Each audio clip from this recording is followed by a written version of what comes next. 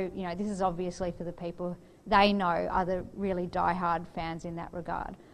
What they also need to be, though, is realistic.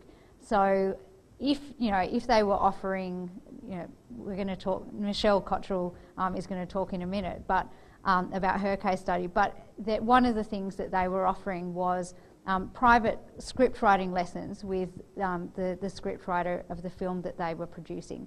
If they had offered that to anyone who had given them $25, then probably that script writer would have been busy for a very long period of time, not having much time to actually do what they actually needed to do. So in addition to thinking about things that really appeal to your audience, they also need to be realistic in terms of deliverability, in terms of how much they cost to deliver as well. And finally, they need to be creative. So, this is the whole fun of it. It is the creative industries after all. But, having a really intimate understanding of what people want, what you think connects people to your project, can mean that you're offering people a really deep experience, a way to really draw them into the whole project. And it also means that it doesn't have to cost the earth to deliver the things. So how did the case studies deal with rewards? Amanda Palmer, she had a fairly significant number of rewards, 24 of them.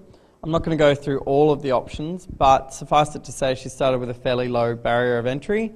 $1 US got you the album as a digital download, $5 got you the album and the album artwork.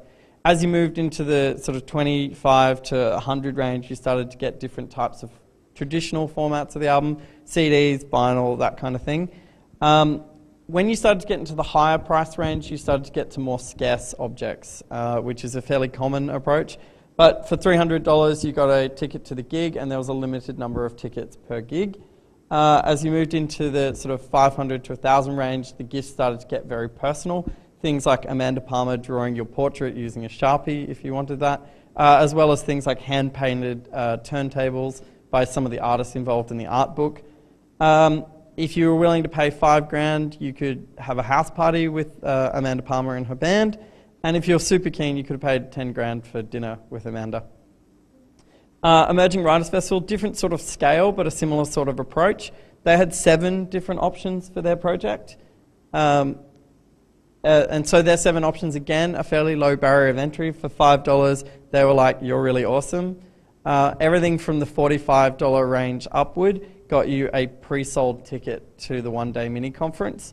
The sort of 50 to 80 range was lots of personalised gifts, like one of the speakers at the event makes poetry using Lego. So if you're paying in that kind of range, there was personalised gifts from some of the speakers, as well as the sort of higher range was fairly scarce things like a limited number of tickets to the